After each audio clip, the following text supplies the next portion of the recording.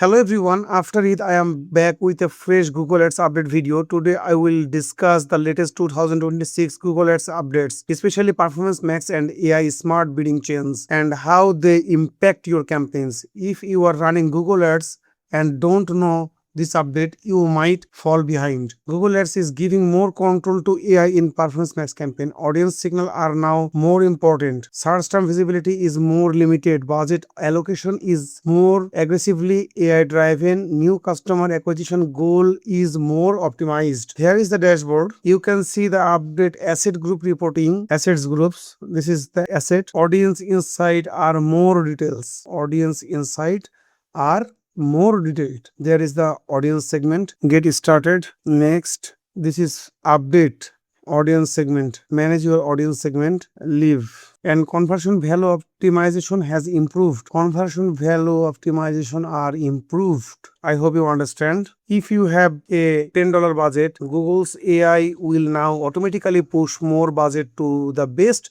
performing channel, whether that's display, search, or YouTube. In my opinion, great for small business, risky for advertiser who want manual control.